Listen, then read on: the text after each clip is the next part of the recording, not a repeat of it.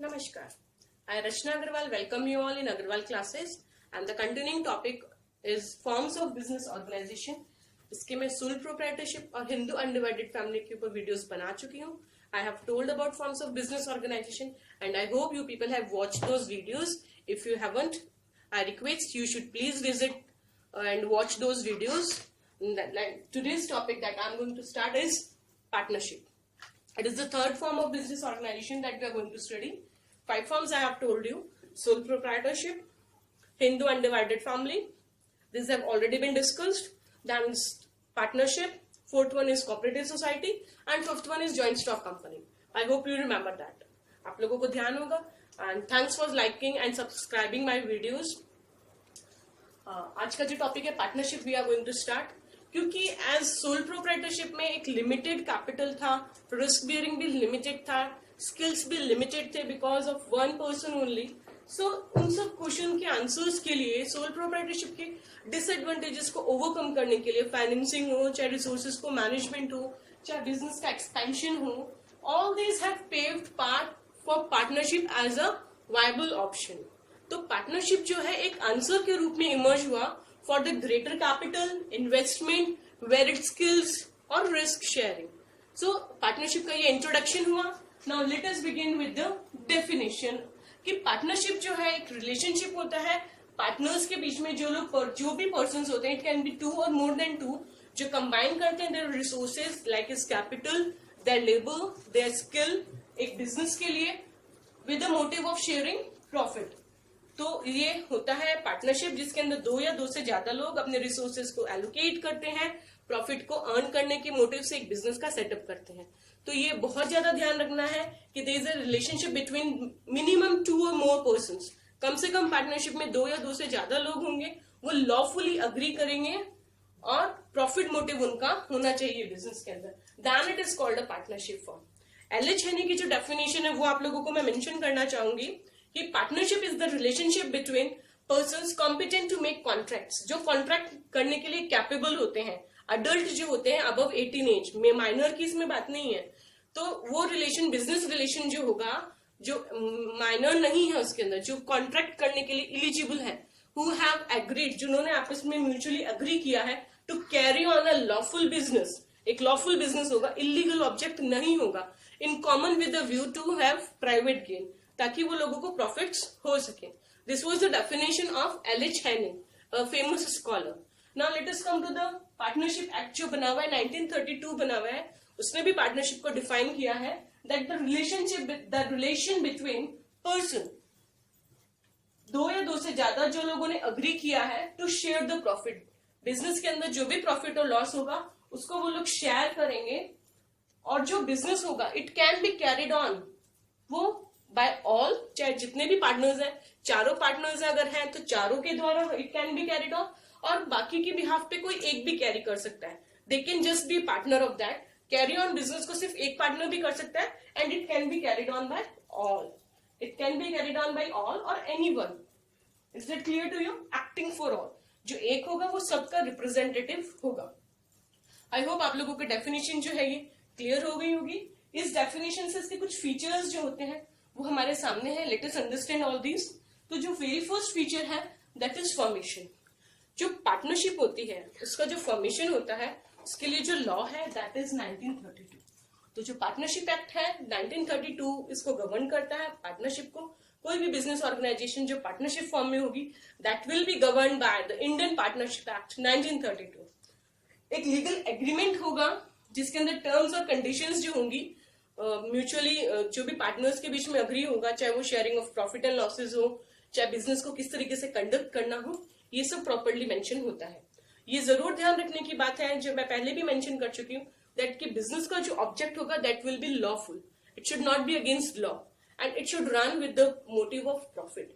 Charity के लिए अगर आप कोई बिजनेस स्टैब्लिश करते हैं that will not be considered as business. Partnership form में उसको नहीं कंसिडर किया जाएगा. जैसे कि 4 लोगों ने मिलकर के एक चैरिटेबल पर्पस के लिए पार्टनरशिप कंस्टिट्यूट की, so it will not be constituted as partnership, it will not be considered as partnership. तो इस चीज को आप लोग प्लीज ध्यान रखें. And I hope those who are the students group, जो स्टूडेंट्स ग्रुप है वो लोग अपना पेन पेपर लेके बैठे हैं for writing their notes. So let us come to understand कि फॉर्मेशन जो होगा एज पर पार्टनरशिप एक्ट 1932 होगा with the profit motive. Then comes the next one point is liability. Very important feature liability जो होता है. Partners जो होते हैं एक फर्म में they have unlimited liability. Late me repeat the word, they have unlimited liability. Unlimited liability जो term है मैं सोल प्रोप्राइटरशिप में और HUF में आपको ऑलरेडी एक्सप्लेन कर चुकी हूँ. Let me explain it again if you have missed that point. कि जो अनलिमिटेड लायबिलिटी मतलब पर्सनल एसेट्स जो भी होंगे पार्टनर्स के, that can also be used for repaying the debts in case of business assets are insufficient to pay off the debts. अगर किसी भी कंडीशन में बिजनेस की जो लायबिलिटीज है उनको पे ऑफ करना है तो जो भी पार्टनर्स हैं बिजनेस एसेट अगर कम पड़ रहा है तो उनका personal property will be used to pay off those debts. Is that clear to you? जो भी पार्टनर्स हैं वो जॉइंटली या इंडिविजुअली डेब्ट्स को पे करने के लिए लायबल है. जॉइंटली का मतलब ये है कि अगर एक फर्म के अंदर 4 पार्टनर्स है तो चारों थोड़ा थोड़ा कंट्रीब्यूट करके पे ऑफ कर देंगे डेब्ट्स को. और अगर इफ इन केस कोई 2 पार्टनर ऐसे हैं या एक पार्टनर ऐसा है जो 3 पार्टनर ऐसे हैं जो पे नहीं कर सकते, सिर्फ एक पार्टनर ही है जिसके पास पर्सनल एसेट्स हैं कि फर्म की डेब्ट्स को वो पे कर सके, तो इंडिविजुअली उसको पे ऑफ करना पड़ेगा. वो बाद में ले सकता है अपने पार्टनर से उस रेशियो में किसी भी तरीके से, but at a time creditors जो आउटसाइडर्स जो है उनको पे ऑफ करने के लिए इंडिविजुअली उसको पे ऑफ अपनी पर्सनल प्रॉपर्टीज को सेल करके करना होगा. क्योंकि ये एक म्यूचुअल कंसेंट का पार्टनरशिप फर्म था, तो ज्वाइंटली और इंडिविजुअली दोनों टर्म्स को आप बहुत अच्छे से समझिएगा.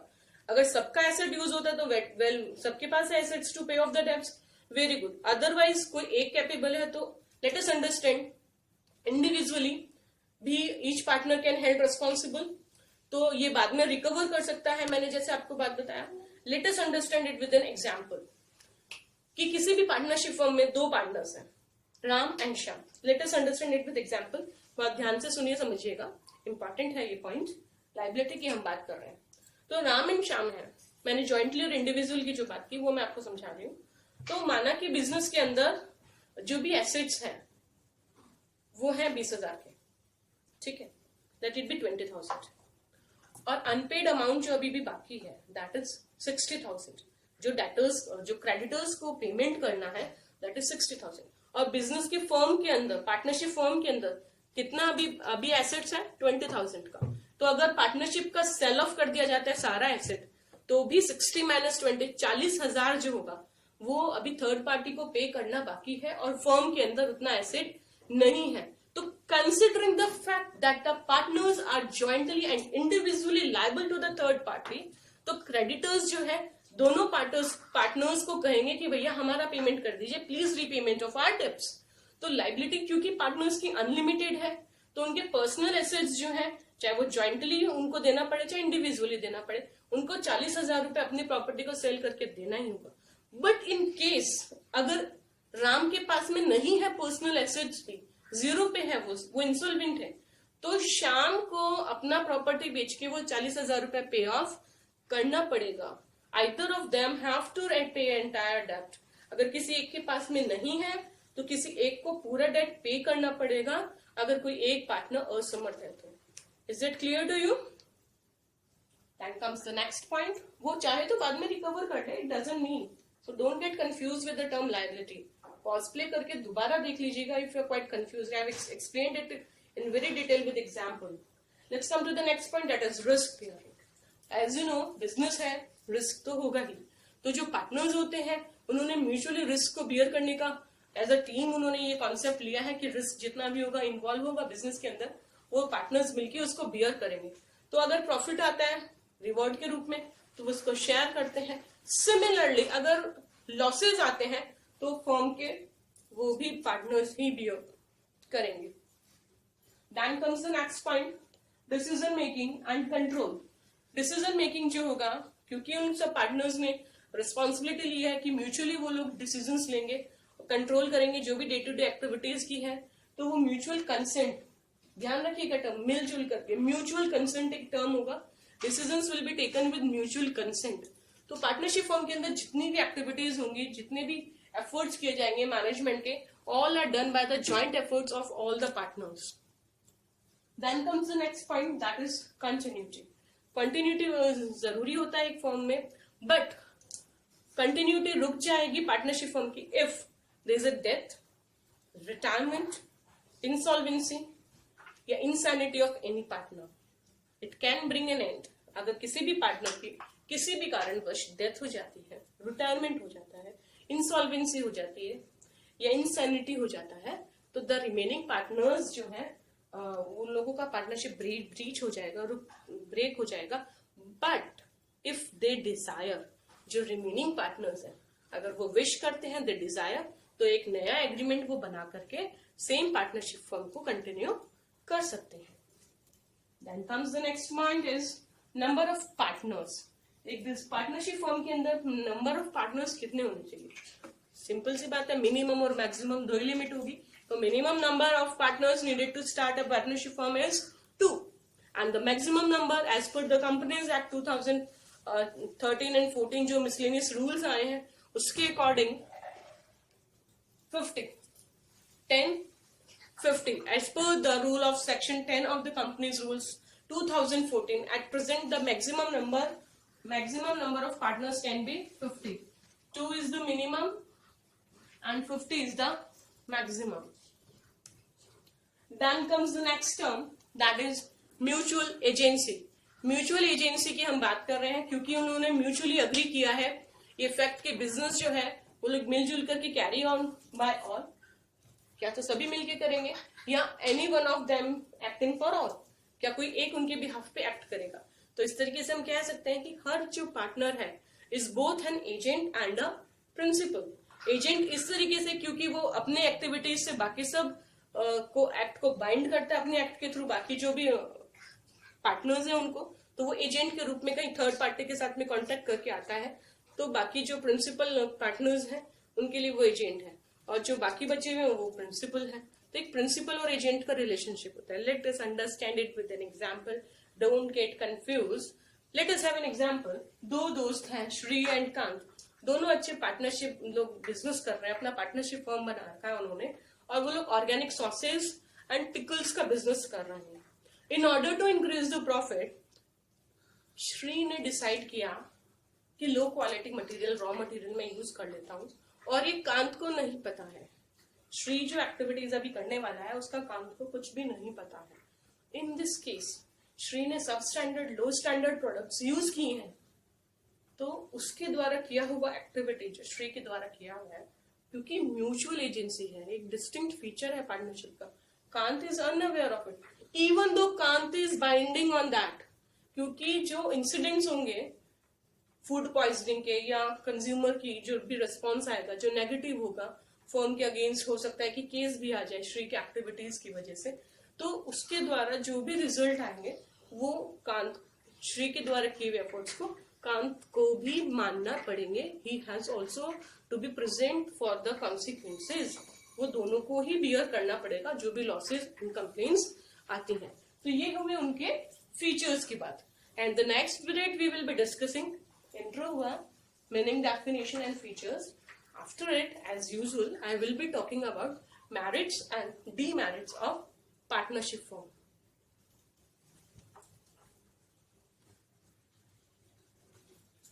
तो मेरिट्स की हम बात कर रहे हैं. हर फॉर्मेशन ऑफ जो भी बिजनेस होगा, they all have their limited merits and demerits. कुछ ना कुछ उसके बेनिफिट्स होंगे, कुछ ना कुछ डिसएडवांटेजेस होंगे. सो let us have a positive look first. तो कुछ पार्टनरशिप फर्म के जो भी पॉइंट्स है मेरिट्स के, the first one is ease of formation. इसका फॉर्मेशन जो है इजी होता है और क्लोजर जो होता है वो भी इजी होता है. जस्ट आपको एक एग्रीमेंट करना पड़ता है पार्टनर्स के बीच में. जो भी प्रोस्पेक्टिव पार्टनर्स हैं उनको इकट्ठा कीजिए, उनका एक एग्रीमेंट बनाइए. जो भी फर्म वो लोग बनाने वाले हैं, शेयरिंग रिस्क करने वाला है, एक म्यूचुअल एग्रीमेंट कीजिए और हो गया फॉर्मेशन. वैसे कंपल्सन नहीं है कि आप इसको रिटर्न में लें, रजिस्ट्रेशन भी जरूरी नहीं है फर्म का. सिमिलरली क्लोजर भी जो है इजी होता है. तो बहुत इजी है फर्म का maintenance, opening and closure both. Registration की जरूरत नहीं है, क्लोजर भी बहुत इजी टास्क होता है. म्यूचुअली वो लोगों ने कहा कि हमें डिसॉल्व करना है पार्टनरशिप, तो easily you can dissolve your partnership. तो फॉर्मेशन भी इजी है, क्लोजर भी इजी है. Then comes the point balanced decision making. क्योंकि एक बंदा एक किसी नजरिए को एक ही नजरिए से देखेगा, बट सेकेंड ओपिनियन और रिव्यूड ओपिनियंस जो होते हैं वो हमें मिल जाते हैं किसी भी डिसीजन पे जाने से पहले। तो डिसीजन जो होता है वो बैलेंस्ड हो सकता है। We can oversee different functions according to the areas of expertise. एक टीम है, आप 4 मेंबर्स हैं, तो चारों का फील्ड ऑफ एक्सपर्टाइज में भी डिफरेंट हो सकता है। किसी को टेक्निकल नॉलेज अच्छी हो सकती है तो वो टेक्निकल एक्सपर्टाइज इंफॉर्मेशन दे सकता है। ऑल दिस काउंट्स, कोई एक्सपीरियंस हो सकता है। So all this counts because of individual is not forced to handle different activities. सबको as per their specialization, expertise के according काम बर्डन जो शेयर हो जाता है वर्क का, तो एरर होने की पॉसिबिलिटी कम होती है, डिसीजंस जो होते हैं वो बेटर हो सकते हैं।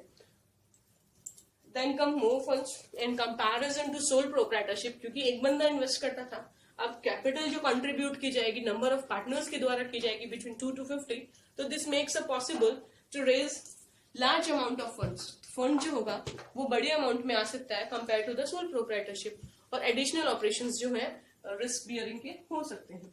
Then comes the next point is sharing of risk, क्योंकि पार्टनरशिप फर्म के अंदर रिस्क जो होगा वो एक बंदे के बजाय सबके द्वारा शेयर किया जाएगा, तो उससे जो एंग्जाइटी है कि अच्छा सबके द्वारा रिस्क किया जाएगा, तो स्ट्रेस है, एंग्जाइटी है, बर्डन है, वो एक इंडिविजुअल के ऊपर ना होकर के it will also be shared among so many partners.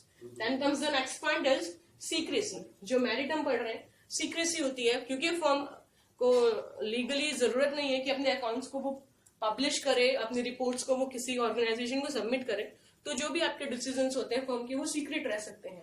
आप अपने डॉक्यूमेंट्स को कॉन्फिडेंशियली, इंफॉर्मेशन को, ऑपरेशन के जो भी रिलेटेड डॉक्यूमेंट्स है उनको मेंटेन कर सकते हैं। It is easy to maintain all such things. तो ये इसके 5 फीचर्स हुए, ease of formation and closure.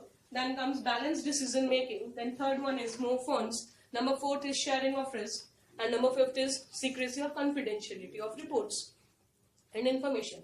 Then comes the next point is demerits. सूरज उगता है तो सूरज छिपता भी है। Where there are roses there are thorns too. दिन है तो रात भी है। जिन लोगों की कुछ बेनिफिट्स होते हैं, डीमेरिट्स भी होते ही हैं, नहीं होते तो लोग ढूंढ के बता देते हैं। क्रिटिसाइजर्स बहुत सारे हैं जो क्रिटिक्स कर सकते हैं, तो कुछ लिमिटेशंस है पार्टनरशिप की, ऐसी बात नहीं है कि it is free of limitations.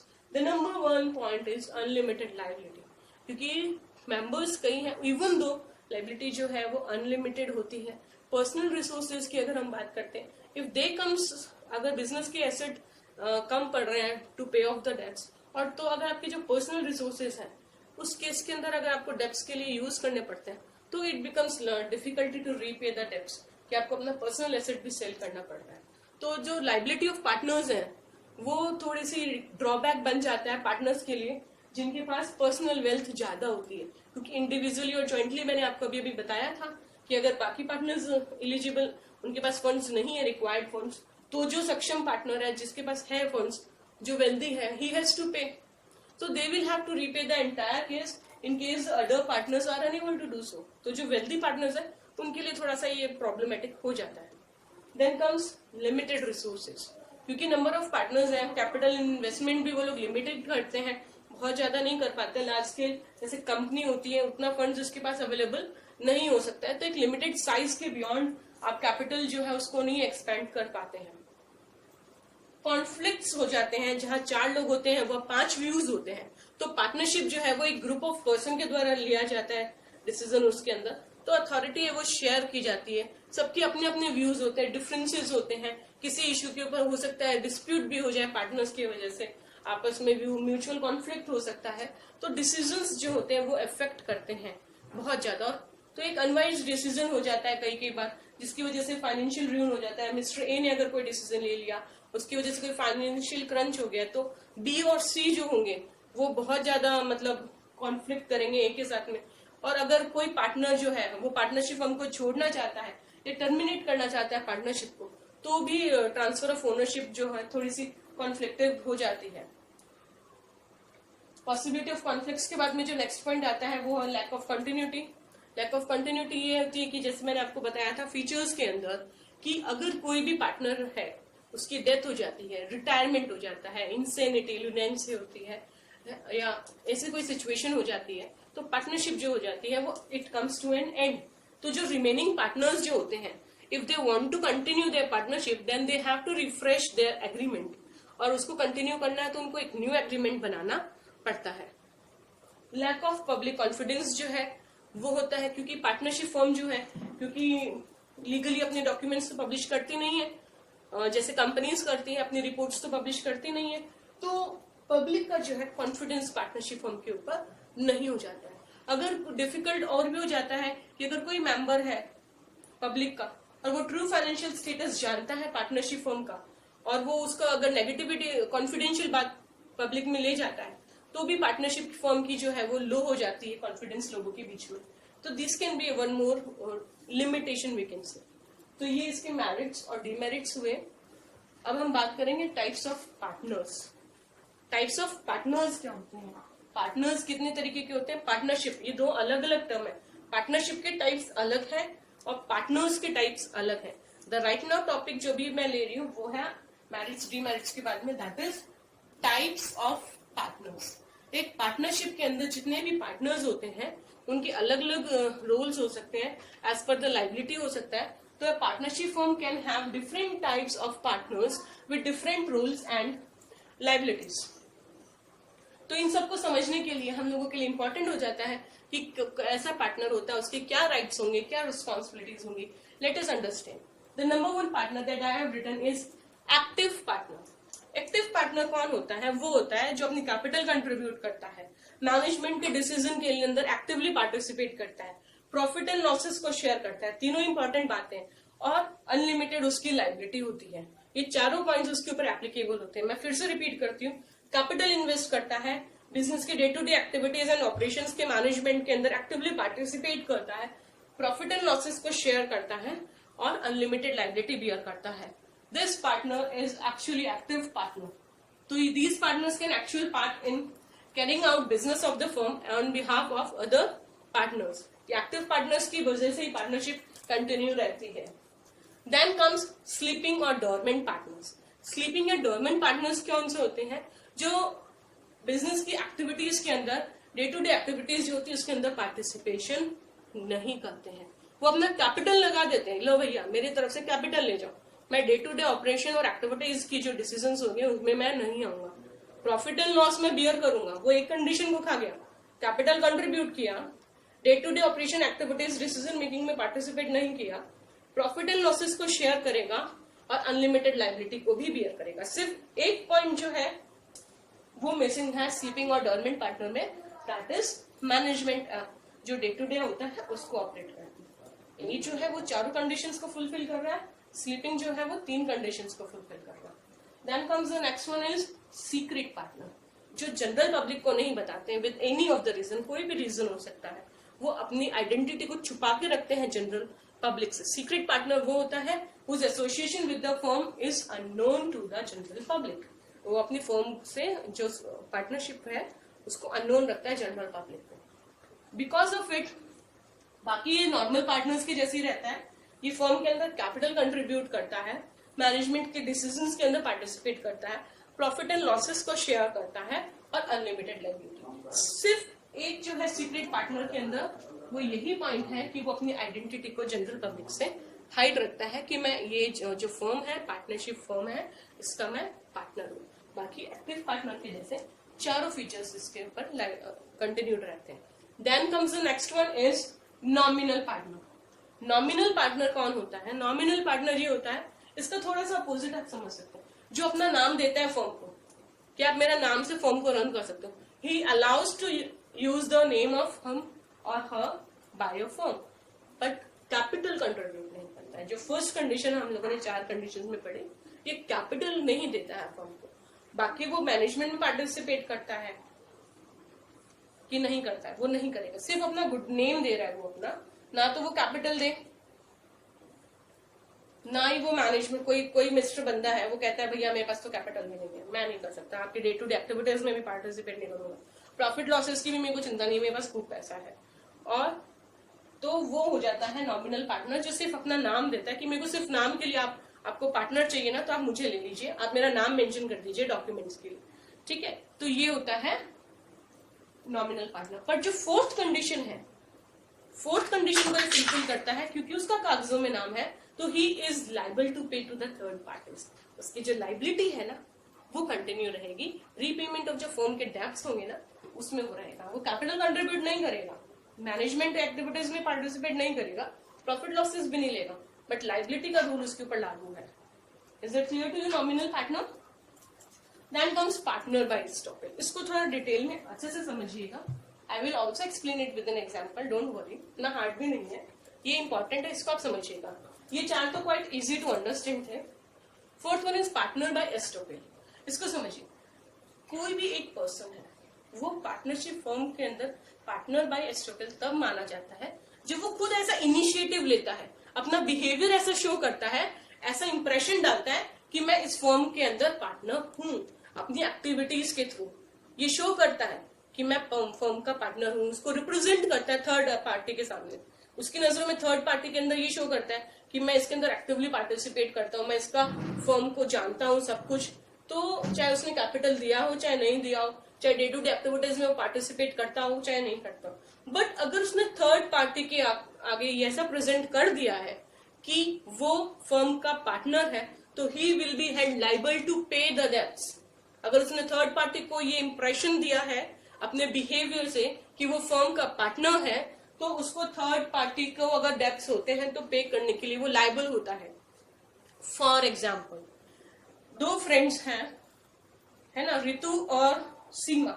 ऋतु और सीमा दो फ्रेंड्स हैं, वो एक सॉफ्टवेयर कंपनी में काम करते हैं, ठीक है। सीमा के रिक्वेस्ट के ऊपर ऋतु जो है, मैं फिर से बता रही हूं, सीमा, मैं लिखती हूं, लेट मी राइट डाउन। सीमा जो है एक पार्टनर है किसी फर्म के अंदर, उसकी फ्रेंड है ऋतु। ऋतु फर्म में पार्टनर नहीं है, दो फ्रेंड्स है सीमा और ऋतु। ऋतु किसी फर्म के अंदर पार्टनर नहीं है, बट सीमा है किसी फर्म के अंदर, कोई भी कंपनी हो सकती है, एबीसी कंपनी। सीमा ने रिक्वेस्ट किया कि मैं बिजनेस की मीटिंग में जा रही हूँ, एक सॉफ्टवेयर कंपनी की हमारी जो मीटिंग होनी है, तुम ऋतु हमारे साथ चलो हमारे मीटिंग के अंदर। और वो चली जाती है ऋतु उसके साथ मीटिंग के अंदर, और वो एक्टिवली पार्टिसिपेट करती है उस मीटिंग के अंदर, हर निगोशिएशन में एक्टिवली, उसको ज्ञान था, वो अपना ज्ञान बांटने लग जाती है उस मीटिंग के अंदर, एक्टिवली पार्टिसिपेट करती है बिजनेस की डील के अंदर, और इस तरीके का इंप्रेशन छोड़ती है कि वो सीमा जिस फर्म के अंदर पार्टनर है उसकी ये भी पार्टनर है, इस तरीके से लगता है। तो क्रेडिटेबिलिटी जो होगी ना वो एक्सटेंड हो जाएगी ऋतु तक भी, क्योंकि थर्ड पार्टी को यही लग रहा है निगोशिएशन से कि ऋतु भी फर्म के अंदर पार्टनर है। तो अगर कोई कैजुअलिटी होती है, रीपेमेंट की सिचुएशन आ जाती है बैड डेब्ट्स को पे ऑफ करने के लिए, तो रीपेमेंट के लिए she is held liable to pay. Is that clear to you? और इससे अगर उसको बचना है तो उसको क्लियरली नोटिस देना पड़ेगा कि मैं फर्म की, डिक्लेयर करना पड़ेगा कि मैं फर्म की पार्टनर नहीं हूं। Is that clear to you? तो इसके ऊपर लाइबिलिटी क्लॉज आ जाता है, just because of the impression और behaviour of it. Then comes the next point, एक बहुत इंपॉर्टेंट पॉइंट आता है इन टाइप्स ऑफ पार्टनर के अलावा, माइनर। अभी हम लोग बात कर रहे थे those who are capable to do contract, है ना, तो जो लोग कॉन्ट्रैक्ट कर सकते हैं उसके लिए माइनर कैसे एक फर्म के अंदर पार्टनर हो सकता है। हम टाइप्स ऑफ पार्टनर के अंदर बात कर रहे हैं, तो जो कॉन्ट्रेक्चुअल कैपेसिटी कर सकते हैं, though as per Indian contract act 1872, minor is not eligible to do contracts, तो माइनर भी पार्टनर किस बिहाफ पे हो सकता है, लेट अस अंडरस्टैंड। क्योंकि पार्टनरशिप एक लीगल कॉन्ट्रैक्ट है दो या दो से ज्यादा लोगों के बीच में, जो प्रॉफिट और लॉस को शेयर करते हैं, जो बिजनेस को कैरी करते हैं विद प्रॉफिट मोटिव। तो माइनर जो है वो इनकॉम्पिटेंट होता है कॉन्ट्रैक्ट करने के लिए, कोई भी वैलिड कॉन्ट्रैक्ट में वो एंटर नहीं हो सकता, तो वो किसी भी फर्म के अंदर पार्टनर नहीं बन सकता। बट कुछ क्लॉजेस हैं कि अगर किसी भी केस के अंदर माइनर को एडमिट किया जाता है पार्टनरशिप फर्म के अंदर, तो ध्यान रखिएगा he is eligible to enjoy the benefits, वो बेनिफिट्स को एंजॉय करने के लिए आएगा mutual consent of all partners. उसकी लाइबिलिटी जो होगी सिर्फ उतनी ही होगी जितना उसका कैपिटल कंट्रीब्यूशन है फर्म के अंदर। तो माइनर जो है वो सिर्फ प्रॉफिट्स को शेयर करेगा, लॉसेस को बियर फर्म का नहीं करेगा। अगर वो चाहे तो वो अकाउंट्स जो है फर्म की उनको चेक कर सकता है, जांच सकता है ना। He will not be eligible to take active part in the management of the firm, तो जो मैनेजमेंट जो होता है उसके अंदर वो पार्टिसिपेट नहीं करता है। तो जो स्टेटस होता है माइनर का वो अगर अडल्ट हो जाता है, वो मेजर हो जाता है तो चेंज हो जाता है। 18 साल की आयु के होने के बाद में ही मैनेजमेंट में वो चाहे तो पार्टिसिपेट करना चाहे तो माइनर की चॉइस है। He would like to become a partner, continue करना चाहता है कि नहीं करना चाहता है। अगर उसको कंटिन्यू करना है तो उसको पब्लिक नोटिस देना पड़ेगा कि 6 मंथ्स के अंदर जो भी उसका डिसीजन है कि उसको कंटिन्यू करना है या नहीं करना है। अगर वो ऐसा नोटिस नहीं देता है 6 महीने के अंदर तो ये कंसिडर कर लिया जाएगा कि after the age of maturity वो एक फुल फ्लेश्ड पार्टनर है और अपनी इच्छा से फर्म के अंदर लाइबल है डेब्ट्स को पे ऑफ करने के लिए, क्योंकि वो मेजॉरिटी स्टेज में है। तो उसकी पार्टनरशिप वो एक एक्टिव पार्टनर के रूप में हो जाता है। Let us have an example. A, B और सी 3 पार्टनर्स हैं। कोई भी एक पार्टनरशिप फर्म को रन कर रहे हैं दिल्ली के अंदर। किसी सिचुएशन से सी जो है उसकी डेथ हो गई तो पार्टनरशिप को डिसॉल्व हो जाना चाहिए। इसको ध्यान में रखते हुए ए और बी क्या करते हैं, म्यूचुअल एग्रीमेंट कर लेते हैं और पार्टनरशिप को कंटिन्यू करते हैं। But because they were good friends तो वो क्या करते हैं, क्लोज बॉन्डिंग होती है उनकी सी से, तो ए और बी डिसाइड करते हैं कि सी जिसकी डेथ हो गई है उसकी डिवाइस की वजह से पार्टनरशिप को हम लोगों ने ब्रीच कर दिया, अब हम लोगों ने नया एग्रीमेंट किया है। तो लेट अस इंट्रोड्यूस बी का जो बेटा एस है जो 12 साल का है, अभी 18 साल का नहीं है, उसको पार्टनरशिप में हम लोग रख लेते हैं ताकि उनको भी फर्म के बेनिफिट्स मिल सके, क्योंकि हम लोगों का बहुत एफर्ट्स लगा हुआ है पार्टनरशिप फर्म में, बहुत अच्छी बॉन्डिंग थी। तो जो सी जो माइनर है, सी का जो सन माइनर है वो उसके अंदर फर्म के अंदर पार्टनर बन सकता है, but he will enjoy all the benefits of it. और रिस्क उसका कितना होगा, जितना उसका कैपिटल कंट्रीब्यूशन है उससे ज्यादा उसको रिस्क बियर करने का नहीं होता है। सो this was all about the types of partners. Minor का जो क्लॉज था वो मैंने आपको डिटेल में समझा दिया। So as we have discussed meaning, definition, introduction about partnership, features, merits, demerits and types of partners. These all I have discussed with you all. After discussing types of partners हम लोग discuss कर चुके हैं. Now we are going to discuss partnership के अंदर types of partnership. Partnership कितने तरीके की होती है? This is basically classified into 2 main categories on the basis of duration and on the basis of liability.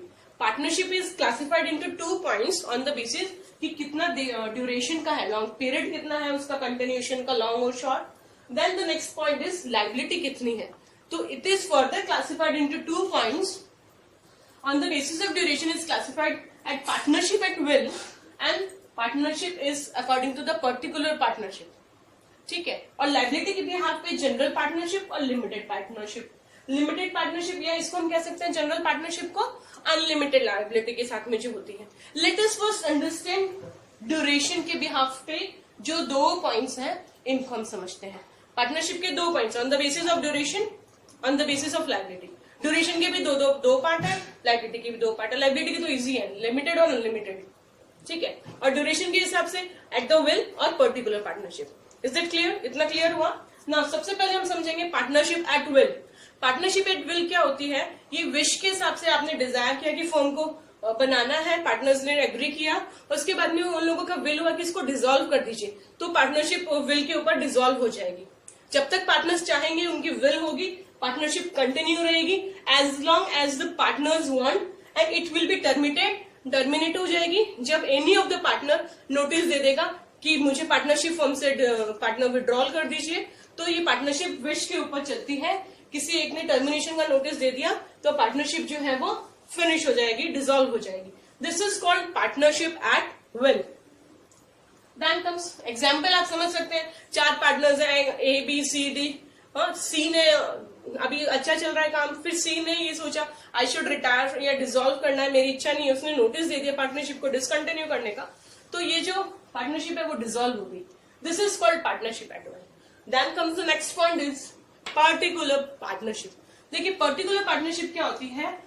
Partnership जो फॉर्म की जाती है पर्टिकुलर प्रोजेक्ट के लिए, जैसे कोई भी कंस्ट्रक्शन बिल्डिंग का काम हो सकता है या कोई भी एक एक्टिविटी जो स्पेसिफाइड टाइम के लिए किया जाता है या स्पेसिफिक एक्टिविटी को परफॉर्म करने के लिए किया जाता है। कोई भी पर्टिकुलर टास्क को या एक्टिविटी को फिनिश करने के लिए स्पेसिफिक पीरियड ऑफ टाइम के लिए जो पार्टनरशिप फॉर्म बनाया जाता है that is called particular partnership. Particular partnership जो है वो ऑटोमेटिकली डिसॉल्व हो जाती है जब वो पर्पज सॉल्व हो जाता है, जैसे आपने बिल्डिंग कंस्ट्रक्शन का 4 पार्टनर्स ने मिलकर के अगर टास्क लिया था और फर्म बनाया था, तो जैसे ही बिल्डिंग का काम कंप्लीट हो गया, सेल हो गया, तो पार्टनरशिप डिसॉल्व हो जाती है। तो it dissolves automatically when the purpose जो होता है वो अगर फॉर्म हो गया है, वो फुलफिल हो गया है तो। या फिर ड्यूरेशन, जैसे कि 3 साल का 2 पार्टनर्स थे, उन्होंने डिसाइड किया कि हम पार्टनरशिप फॉर्म में बिजनेस रन करते हैं, but it will B for 5 years, क्योंकि 5 इयर्स बाद में मेरे को अब्रॉड जाना है किसी रीजन से, फॉर एग्जाम्पल, तो वो पर्टिकुलर पार्टनरशिप होगा, क्योंकि 5 साल बाद में उसका जो ड्यूरेशन उन्होंने एग्री किया था 5 इयर्स का, वो कंप्लीट हो जाएगा। तो this is called on the basis of duration. तो जैसे ड्यूरेशन या वो पर्पस फुलफिल हो गया, एक्सपायर हो गया ड्यूरेशन, तो partnership will be dissolve. So this was partnership on the basis of duration, at the will and on the particular partnership. Then comes the next point, liability. Important point जो होता है वो होता है liability. इसको हम लोग कहते हैं अनलिमिटेड वाले। जनरल पार्टनरशिप को हम अनलिमिटेड भी कह सकते हैं। In general partnership the liability जो होगी पार्टनर्स की वो होगी अनलिमिटेड।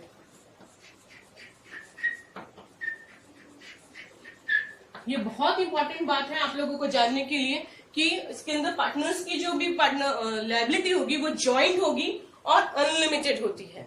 तो पार्टनर्स जो होते हैं वो पार्टिसिपेट करते हैं मैनेजमेंट के अंदर। उनके जो एक्ट्स होते हैं, जो मैंने आपको शुरू में इसकी कैरेक्टरिस्टिक्स बताई थी, एक दूसरे की एक्टिविटीज को बाइंड करते हैं as well as on the firm.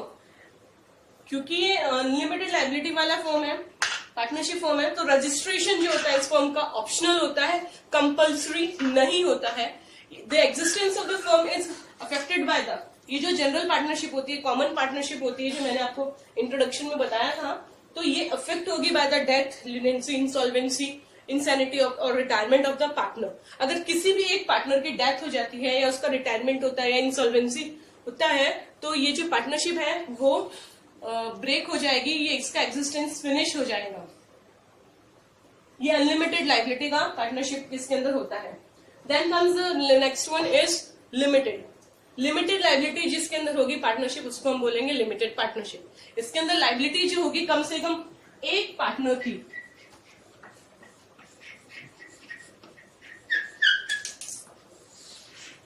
एक पार्टनर जो होगा कम से कम उसकी लायबिलिटी तो होगी अनलिमिटेड। ध्यान से सुनिएगा, सिर्फ एक पार्टनर, जैसे 4 A B C D 4 partners हैं, तो एक कहता है कि भैया मेरे को सारा काम मैं मैनेज कर लूंगा, लायबिलिटी सारी मेरी, आप तो सिर्फ मेरे को फर्म बनवा दो, तो वो बाकी सबकी लायबिलिटी जो होगी वो लिमिटेड होगी, सिर्फ एक ही पार्टनर की लायबिलिटी अनलिमिटेड होगी। That is called limited partnership. एक की अनलिमिटेड होगी ही होगी। Such partnership does not get terminated. और बाकी जो B C D है, अगर उनमें से किसी की डेथ या रिटायरमेंट या इंसॉल्वेंसी हो जाती है, तो ये पार्टनरशिप फर्म डिसॉल्व नहीं होगी, क्योंकि वो लिमिटेड पार्टनर्स थे, उनकी लायबिलिटी लिमिटेड थी। सिर्फ A जो है उसकी पार्टनरशिप जो है अनलिमिटेड लायबिलिटी की है, तो उससे इफेक्ट नहीं होगा। और जनरल पार्टनरशिप के अंदर इफेक्ट होता था, क्योंकि सभी पार्टनर्स की लायबिलिटी जो थी वो अनलिमिटेड थी। तो जो लिमिटेड पार्टनर्स होते हैं वो मैनेजमेंट के अंदर पार्टिसिपेट भी नहीं करते हैं, वो अपनी उनको एक दूसरे की एक्टिविटीज को बाइंड भी नहीं करते हैं। ठीक है, इसमें करते थे। ठीक है, जनरल पार्टनरशिप जो होती है इसका रजिस्ट्रेशन ऑप्शनल था, आप चाहे तो रजिस्ट्रेशन करवाएं या फिर नहीं करवाएं, बट लिमिटेड पार्टनरशिप जो होती है उसका रजिस्ट्रेशन जो होता है वो कंपल्सरी होता है। मेक इट श्योर, मैं डिफरेंसेस भी साथ के साथ करवा रही हूँ, साथ में साइमल्टेनियसली समझा रही हूँ। This is unlimited partnership and this is limited liability partnership. तो इसका ऑप्शनल होता है रजिस्ट्रेशन, और लिमिटेड लायबिलिटी वाले फर्म का पार्टनरशिप का जो रजिस्ट्रेशन होता है वो कंपल्सरी होता है। जो लिमिटेड पार्टनरशिप फॉर्म था वो इंडिया के अंदर पहले परमिटेड नहीं था। The permission to form partnership forms with limited liability जो आई है ये ग्रांटेड हुई है 1991 की पॉलिसी के बाद में। जो न्यू स्मॉल इंटरप्राइज पॉलिसीज आई है 1991 के बाद में, उसके बाद में लिमिटेड लायबिलिटी पार्टनरशिप हमारे इंडिया में ग्रांट हुई है। इसका मतलब यही है कि इसके जो बिहाइंड जो भी रीजन है वो यही दिया जा सकता है कि पार्टनरशिप फॉर्म को इनेबल किया जाए। बाकी जो, और जैसे मैंने एक एग्जांपल लिया 4 का, बाकी सब अपना सिर्फ अपने फ्रेंड्स और रिलेटिव्स का बिजनेस में स्मॉल स्केल इंटरप्रेन्योर के रूप में इन्वॉल्व कर लो, एक उनसे लिमिटेड कैपिटल ले लो, और बाकी सारी जिम्मेदारी आपकी कि भाई पूरी लायबिलिटी मेरी, सारा काम मैं संभालूंगा। आप तो एक लिमिटेड अपना कैपिटल इन्वेस्ट कर दो, उतना आपका लायबिलिटी रहेगा कैपिटल के जितना, बाकी कुछ भी नहीं, और मेरा फर्म बन जाएगा। This is that sort of limited partnership. तो आप समझ पा रहे हैं, the partnership firm to attract equity capital from friends and relatives of small scale entrepreneurs who were earlier, वो सोचते थे हम क्यों इन्वेस्ट करें, कल को लॉस हो जाएगा। तो अब उनको पता है कि भैया जितना आपने कैपिटल दिया है उतना ही आपको लॉस होने की पॉसिबिलिटी है, अनलिमिटेड नहीं है। तो क्योंकि अनलिमिटेड लाइबिलिटी का क्लॉज था, तो वो लोग रिलेक्टेंट नहीं होंगे, they will easily now they can contribute in this form of partnership business. तो आई होप आपको टाइप्स ऑफ जो पार्टनरशिप है वो समझ में आया। On the basis of duration, at the will and at the particular partnership, time bound होता है, पर्टिकुलर टास्क के लिए, एक्टिविटी के लिए किया जाता है। लाइबिलिटी का मैंने बहुत डिटेल में समझाया, इनकी कंपैरेटिव स्टडीज भी आपको बताया। I hope you have done. Then comes the next one is partnership deed. बहुत इंपॉर्टेंट टर्म होता है पार्टनरशिप डीड। क्या होता है पार्टनरशिप? क्योंकि आप लोगों को पता है एक वॉलंटरी एसोसिएशन होता है जिसके अंदर 2 या 2 से ज्यादा लोग वॉलंटरीली आते हैं, come together to achieve common objectives. वो अपना कॉमन ऑब्जेक्टिव प्रॉफिट अर्निंग को शेयर करना चाहते हैं। तो पार्टनरशिप में आप एंटर होते हो तो आपका प्रॉफिट शेयरिंग रेशियो क्या होगा, रिस्क, लाइबिलिटी, इन सब के बारे में आप लोग बातचीत करते हैं। और जो बातचीत करते हैं वो कुछ समय बाद भूल जाते हैं, उनको मिस इंटरप्रेट भी किया जा सकता है, कॉन्फ्लिक्ट्स भी अराइज हो सकते हैं। तो इट्स बेटर कि उन सब बातों को आप लिखाएं, है ना। तो एक क्लियर एग्रीमेंट होता है, जो भी टर्म्स और कंडीशंस होती हैं, तो पार्टनर से रिलेटेड एसेंशियल्स जो होते हैं, ताकि फ्यूचर में कोई मिसअंडरस्टैंडिंग ना हो। तो उन सभी एसेंशियल्स को एक डॉक्यूमेंट पे लिखा जाता है, एक स्टैम्प पेपर पे लिखा जाता है, तो उसको हम कहते हैं पार्टनरशिप डीड। सो ये एक एसेंशियल पार्ट होता है। एक एग्रीमेंट जो होता है, मैं आपको फिर बताती हूँ, it can be oral, but oral से मिसअंडरस्टैंडिंग आने वाले टाइम में हो सकती है। It can be oral, it can be written, even though it is not essential. Law ने कहीं नहीं कहा है कि आपको एक रिटन एग्रीमेंट करना है, बट फिर भी इट इज एडवाइजेबल कि आप एक रिटन एग्रीमेंट रखें जिसके अंदर, ताकि आप एविडेंस कर सके कि देखिए इतना प्रॉफिट शेयरिंग रेशियो हम लोगों के बीच में अग्री हुआ था। तो ये जो रिटर्न एग्रीमेंट होता है जिसके अंदर टर्म्स एंड कंडीशंस होते हैं कि पार्टनरशिप फर्म को कैसे गवर्न करना है, कैसे मैनेज करना है, ऑपरेट करना है, सारी डिटेल्स उसके अंदर लिखी हुई होती है। एक स्टैम्प पेपर होता है, साइंड बाय ऑल पार्टनर्स होता है, उसको हम लोग कहते हैं partnership deed. Let me repeat, the written agreement which specifies the terms and conditions that govern the partnership is called partnership deed. It's very important. ये एक अच्छा छोटा क्वेश्चन बन जाता है, what do you mean by partnership deed? And I hope you now you got what is called partnership deed. तो हम partnership deed के बारे में मैंने आपको बताया कि एक रिटर्न डॉक्यूमेंट होता है, ऑप्शनल होता है, रिटर्न आप करना चाहें नहीं करना चाहें, बट ये स्पेसिफाई करता है कि कोई मिसअंडरस्टैंडिंग नहीं होगी क्योंकि आपके पास में रिटर्न में अगर कोई डॉक्यूमेंट होता है तो जो पार्टनरशिप डीड होता है उसके अंदर जनरली क्या क्या बातें इंक्लूडेड होती हैं?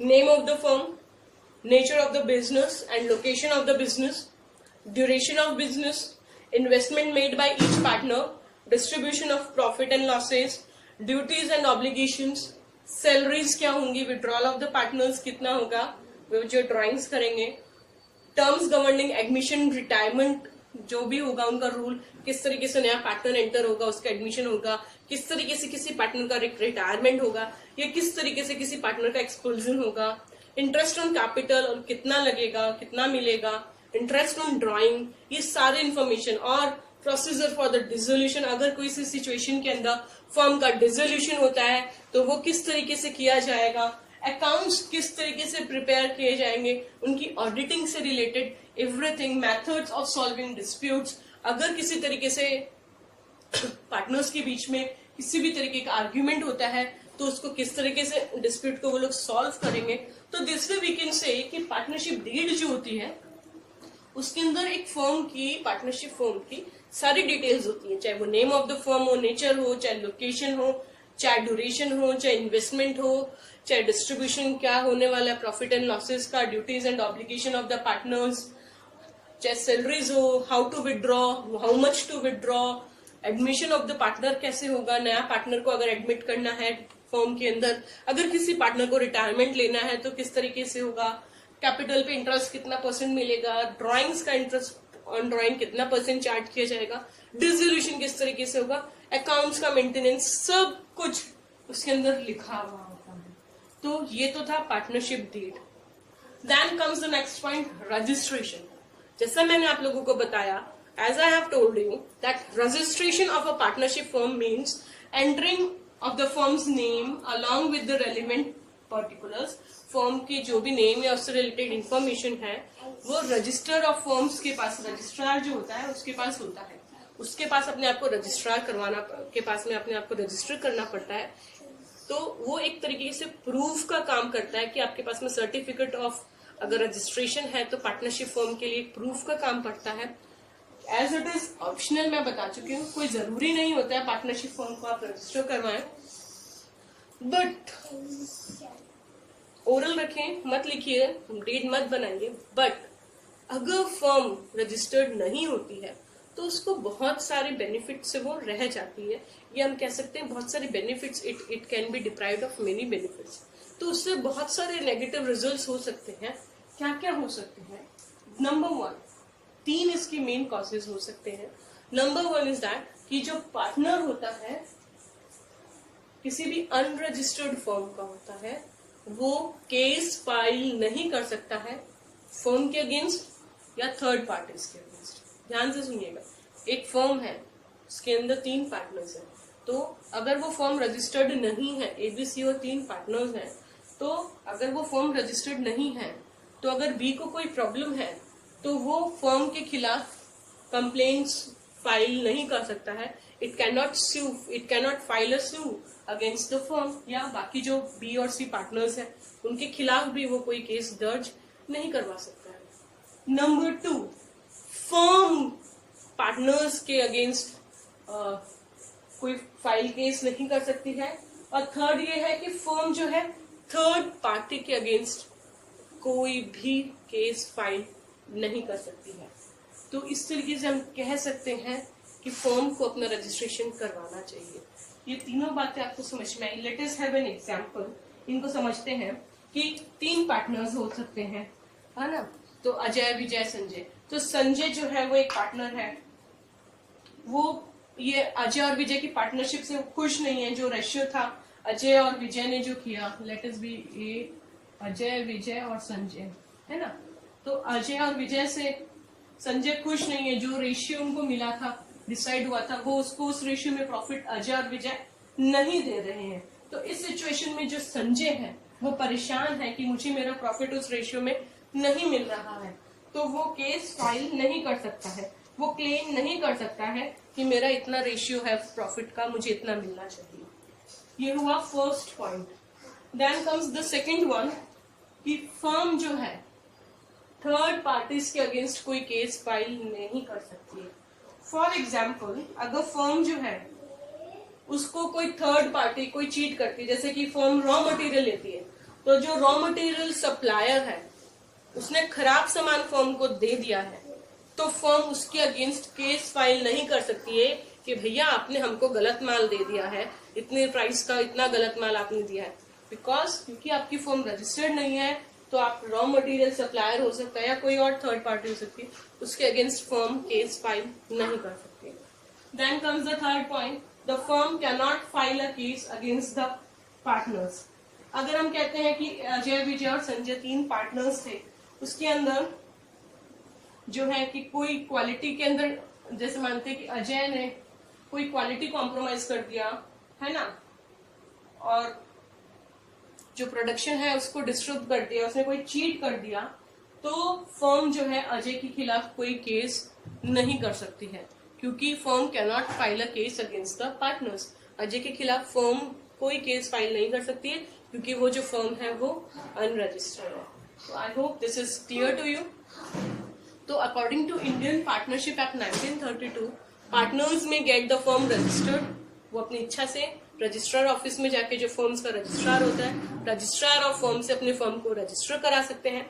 वो जिस भी स्टेट में रहते हैं उसी स्टेट के रजिस्ट्रार से रजिस्टर करवा सकते हैं। रजिस्ट्रेशन जो होता है at the time of formation of partnership भी हो सकता है, और एनी टाइम। अगर आपका आज पार्टनरशिप फर्म बना है, आज आप नहीं बनवाना चाहते हो, कुछ टाइम बाद बनवाना चाहते हो, एट एनी टाइम आप अपने फर्म को रजिस्टर करा सकते हैं ड्यूरिंग द एग्जिस्टेंस, जब तक आपका फर्म एग्जिस्टेंस में है। आप कभी भी लाइफ टाइम में अपने फर्म की लाइफ टाइम के अंदर उसको रजिस्टर करवा सकते हैं। तो उसका प्रोसीजर, उस फर्म का फिर रजिस्ट्रेशन करवाने का प्रोसीजर क्या होगा, वो अब हम डिस्कस करेंगे। ओके, तो जो फर्म को रजिस्टर कराने का जो प्रोसीजर है उसके अंदर 3 मेन पॉइंट्स हैं। द नंबर 1 इज आपको एक एप्लीकेशन लिख करके देनी है, सबमिशन ऑफ एप्लीकेशन। आपको एक एप्लीकेशन लिख के देनी है प्रिस्क्राइब्ड फॉर्म के अंदर। रजिस्ट्रार ऑफ फॉर्म्स जो होगा, जो भी अथॉरिटी है, उसको आपको एक रिटन एप्लीकेशन देनी है कि हमको ये फॉर्म हमने भर दिया है और फॉर्म को रजिस्ट्रेशन कराना।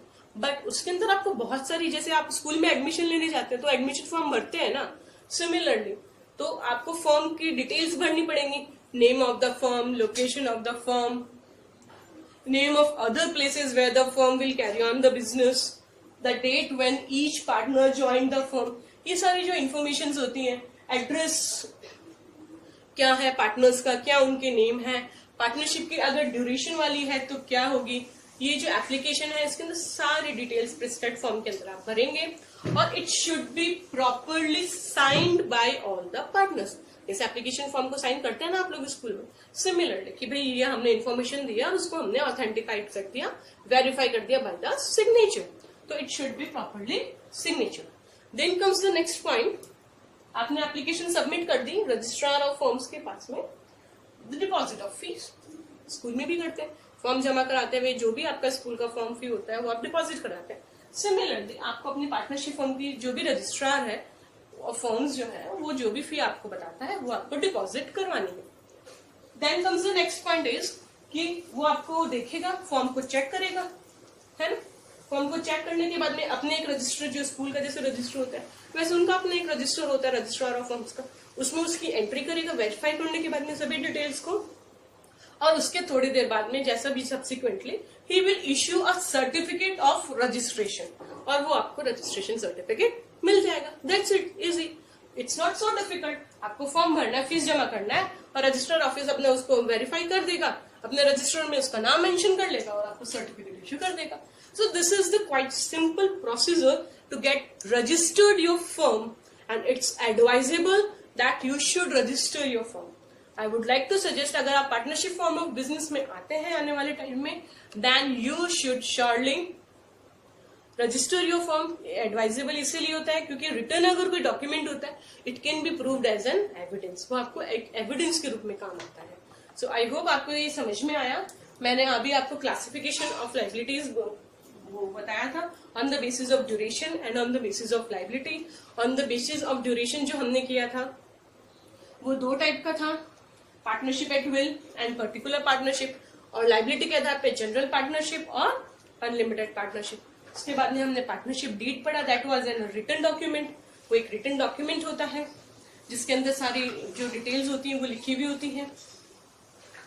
इसके बाद में हमने पार्टनरशिप डीड के बारे में जैसे कि हमने जाना कि इसके अंदर सारी इंफॉर्मेशन होती है, चाहे वो लोकेशन हो, नेम हो, सैलरीज हो, चाहे ऑडिटिंग हो, all the information are there. तो ये सब हमने इसके रजिस्ट्रेशन के बारे में पढ़ा, और इसको अगर आप रजिस्टर्ड नहीं करवाते हो तो 3 इसके हमने जो कॉन्सिक्वेंसेज होते हैं वो पढ़े कि फर्म अगर रजिस्टर्ड नहीं है तो क्या क्या आपके साथ कॉन्सिक्वेंसेज होते हैं। आप केसेस फाइल फर्म नहीं कर सकती है, ना तो थर्ड पार्टी की तरफ ना अपने पार्टनर्स की तरफ। सिमिलरली पार्टनर्स जो है वो फर्म के अगेंस्ट या अदर पार्टनर्स के अगेंस्ट केस फाइल नहीं कर सकते हैं। उसके बाद में प्रोसीजर इससे बेटर है कि भैया झंझट में नहीं पड़ने का, रजिस्ट्रार ऑफिस से जाकर के अपने आप को रजिस्टर कराने का, एप्लीकेशन भरने का, फीस भरने का और सर्टिफिकेट लेने का। This is all about that partnership. I hope इसकी मीनिंग, डेफिनेशन, इंट्रोडक्शन के साथ मैंने आपको दिया। Features I have told you, then I have told you that advantages of it, merits, demerits I have discussed, types of partners मैंने आपके साथ discuss किए थे। I hope you remember that, active partners, sleeping partners, dormant जिसको हम बोलते हैं, उसके बाद में आता है nominal partners. So these all were discussed with you. I hope partnership by S2, partner by S2PL, ये सब हमने डिस्कस किया। उसके बाद में टाइप्स ऑफ पार्टनरशिप, माइनर के बारे में मैंने आपके साथ में डिस्कस किया कि एक माइनर पार्टनरशिप फर्म में बेनिफिट्स को एंजॉय कर सकता है क्योंकि वो लीगल कॉन्ट्रैक्ट नहीं कर सकता है, तो वो सिर्फ प्रॉफिट्स के लिए उसके अंदर आ सकता है क्योंकि he is incompetent to enter into valid contract, तो he can not become a partner in any firm. तो उसको हम सिर्फ बेनिफिट्स के लिए एंटर हम लोग कर सकते हैं by the mutual consent. Mutual consent बहुत ज्यादा जरूरी है सभी पार्टनर्स की। अगर किसी माइनर को आप एडमिट करते हैं अपने पार्टनरशिप के अंदर, और उसकी जो लाइबिलिटी होगी ये आप ध्यान रखिएगा, चाहे जनरल पार्टनरशिप हो, उस माइनर की जो लाइबिलिटी होगी वो limited to the extent of the capital contribution. उसने जितना कैपिटल कंट्रीब्यूट किया है उतना ही उसका लाइबिलिटी होगा। वो सिर्फ प्रॉफिट्स को शेयर करेगा, वो चाहे तो डॉक्यूमेंट्स को देख सकता है, but day to day active part उनके अंदर लेने का उसको कोई राइट नहीं होता है, इज नॉट एलिजिबल। और जब वो मेच्योरिटी स्टेज पे चला जाता है तो वो चाहे तो पार्टनरशिप को कंटिन्यू कर सकता है, it is on his wish. If he wishes तो वो कर सकता है मेजोरिटी पे, अदरवाइज नहीं। और अगर उसको ऐसा करना है, जो भी उसको डिसीजन होता है उसको एक नोटिस देना होता है with in 6 months of attaining maturity. अगर वो ऐसा नहीं देता है तो ये मान लिया जाता है कि माइनर जो है वो फुल फ्लेश पार्टनर है, अब वो लाइबल है सारे डेब्ट्स को पे करने के लिए। अब उसकी लाइबिलिटी जो पहले लिमिटेड हुआ करती थी अब अनलिमिटेड हो जाएगी। आई होप ये आपको समझ में आया है कि इंपॉर्टेंट क्लॉज जो था मैंने आपके साथ डिस्कस किया, यू ऑल लाइक दैट, आप लोगों को अच्छे से समझ में आया। कमेंट बॉक्स में आप जरूर इस चीज को मेंशन करें, आपको ये कैसा लगा video. Please put your comments and suggestions, I will truly accept all suggestions and all such things. तो पार्टनरशिप का ये कंप्लीट डिटेल आउट आज हमने किया है। धन्यवाद।